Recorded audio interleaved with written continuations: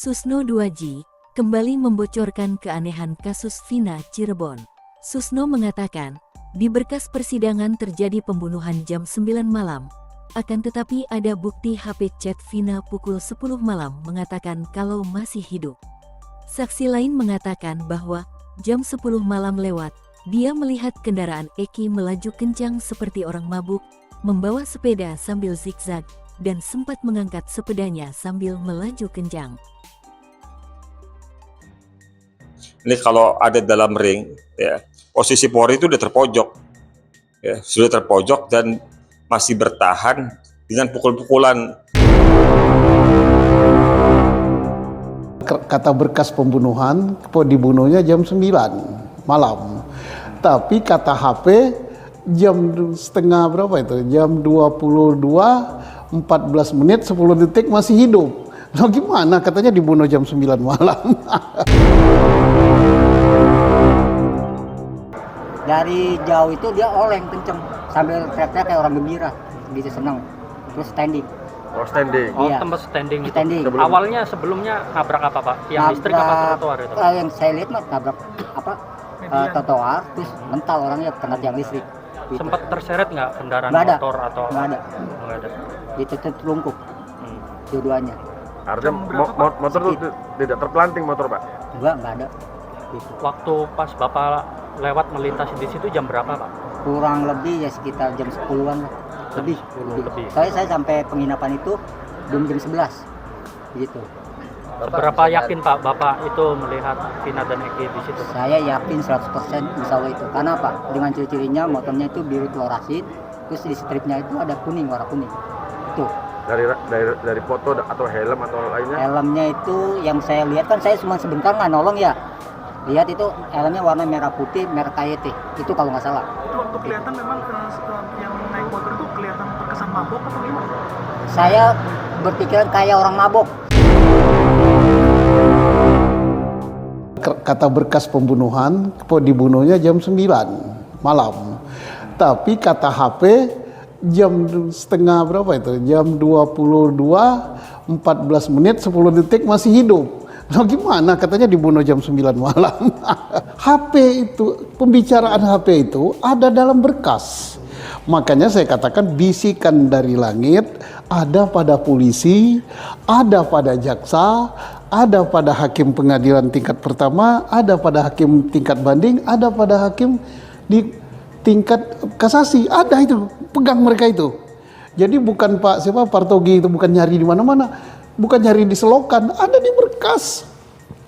Pembicaraan itu, daftar barang bukti ada ya, daftar barang bukti HP nomor sekian, ternyata HP nomor sekian HP-nya pindah. Berbicara kepada HP nomor sekian, ternyata itu disebut namanya. Widi, kan aku di rumah Widi. Ada, yang tidak ada apa? Justru yang tidak ada malah dibuat ada. Contohnya apa? Ini kan peristiwa pembunuhan berencana. Dari mana dapat unsur berencana itu? Ada SMS dari Andi. Andi itu DPO dan fiktif. Loh, masa fiktif kirim SMS? Tapi tidak ada HP-nya. SMS-nya itu tidak ada.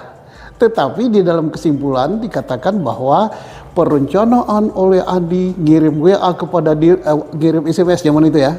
BBM atau apa itu? BBM kepada si Sudirman. Sudirman disebarkan pada Saka pada siapa? Tapi itu nggak ada barangnya. BBM-nya nggak ada, bukti BBM-nya nggak ada, tapi itu masuk jadi unsur perencanaan. Kan aneh kan? Yang tidak ada dibuat ada, yang ada tidak dipakai. Penegak hukum, polisi itu kan penegak hukum, mencari keadilan dan kebenaran. Si dan PK itu bukan mencari yang lain-lain, bukan mencari pembenaran, tapi mencari kebenaran untuk mendapatkan keadilan. Lah, saya berbicara masalah kebenaran dan keadilan diuntip, berarti dia hanya mencari pembenaran. Sedih saya, mau nangis saya. Kenapa sedih? Karena junior itu, dialah yang akan menjadi pimpinan Polri di masa yang akan datang. Tapi dia begitu. Wah, itu sedih berarti, wah, gimana sedihnya? Wah, sekian puluh tahun ke depan polisi ini belum berubah gitu. Ya kalau polisi tuek-tuek kayak saya ini gitu boleh-boleh lah gitu kan. Tapi anak muda harus lain pemikirannya. Oh, PK ini adalah untuk mencari keadilan. Bila perlu dia yang memberi bahan. Karena kejadian itu di Polres itu. Kan kejadian Iki dan Vina ini kan di Polres itu. Ini bahannya supaya terungkap kasus yang sebenarnya apa. Dia tahu kan. Dia komandan. Nah, dia buka, dia kasihkan kepada siapa? PH, kasihkan pada jaksa. Ini kasus yang sebenarnya. Bagus, harus begitulah anak muda. Polri kini makin di ujung tanduk. Berbagai macam cibiran terus berdatangan atas lambatnya penanganan kasus ini. Ditambah lagi, Rudiana makin memperburuk citra kepolisian karena sudah jelas-jelas merekayasa kasus ini hingga melakukan penyiksaan yang sadis. Publik ikut geram dan Rudiana harus segera ditahan. Tetapi jauh lebih penting Polri mengakhiri posisinya yang kurang beruntung pada perkara ini. Ini kalau ada dalam ring, ya, posisi Polri itu sudah terpojok, ya, sudah terpojok dan masih bertahan dengan pukul-pukulan, ya, dari publik yang cukup keras. Untuk apa? Ya. Untuk apa?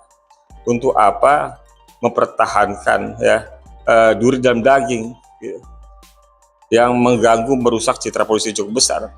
Untuk apa mempertahankan rekayasa ini sementara Polri juga tentu punya bukti yang saya sampaikan gitu loh. Jadi Polri bisa mengambil inisiatif sendiri membuat laporan model A untuk langsung mengusut siapa saja yang melakukan rekayasa dalam perkara ini gitu loh. Tidak harus menunggu masyarakat membuat laporan dulu gitu. Ya sudah jadi ini kan sekarang Polri sudah kena getahnya, gitu loh, karena mempertahankan skenario atas peristiwa ini sebagaimana 2016, gitu loh. Sementara fakta-fakta baru sudah banyak terungkap, gitu loh. Ya akhirnya sebaiknya akhirnya aja drama dagelan yang nggak bermutu ini, gitu loh. Ya, gitu. Jangan karena mereka 8 orang terpidana ini adalah kasta terendah, ya. Kemudian kita tidak merasa punya kewajiban untuk memenuhi hak-hak mereka, ya. Jangan sampai ada kesan masa Polri kalah sama kuli bangunan. Nggak boleh begitu buat soal kuli bangunan ya, tapi ini soal hak warga negara yang juga dijamin oleh konstitusi gitu. Jadi kita harus menghentikan pelanggaran HAM yang berlangsung dengan perampasan kemerdekaan 7 orang yang masih dalam gitu.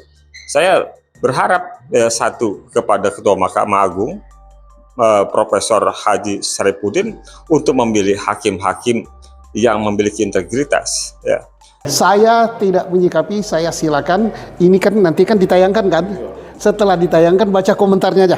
Nah, baca komentarnya baik di televisi, pemerintah ataupun swasta, baik di podcast, baik di entertainment, baca komentarnya.